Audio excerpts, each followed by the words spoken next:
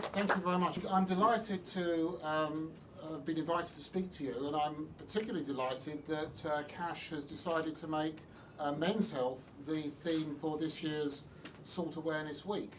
I mean, that really is fantastic from our point of view. We're very keen to work with charities and other organisations on a wide range of issues that affect men's health, but when another charity or another organisation decides to focus specifically on men, that's obviously music to our ears, and we're delighted to work with them wherever we can.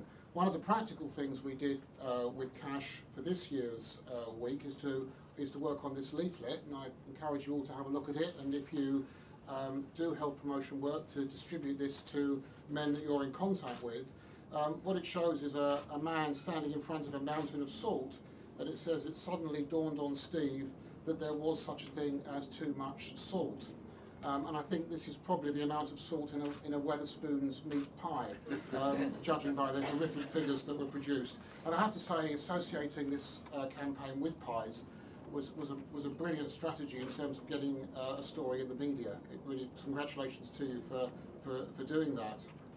But underpinning everything that we do is a concern about the high levels of preventable and premature mortality in men.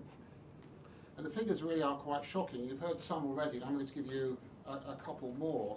42% of those who die under the age of 75 are men, compared to 26% of women.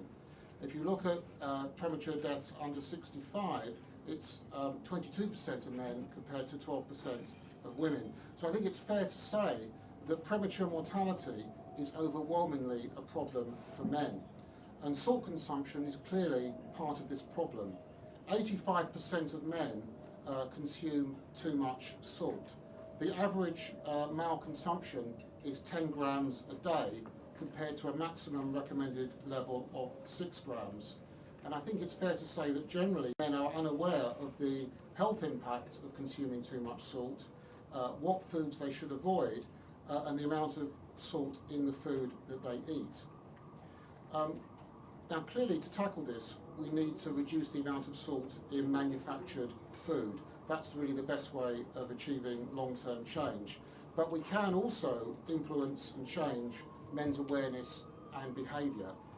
I don't think I think all the evidence suggests from work we've done and other people have done is that it is possible to change men's relationship with their health. The idea that men are idiots or that will inevitably die young simply isn't true. Men are interested in health if information is presented to them and if services are delivered to them in the right way.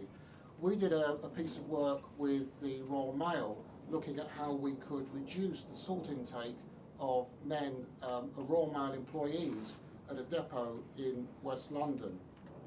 And we found through very simple interventions, really just by a very basic information awareness campaign, that we could improve very significantly men's understanding of the dangers of eating too much salt, their awareness of the health risks, and actually reduce the amount of salt that men ate. And that was done through a male-targeted campaign aimed at men through the workplace. So we can make a difference. And I think that the campaign that Cash have launched this week will help to support that. I hope that Cash will continue to work on this issue with men, with the Men's Health Forum, and we will do whatever we can to continue to support this. And I think that working together like this, we can continue to make improvements and prevent ill health and premature mortality in men. Thank you very much indeed.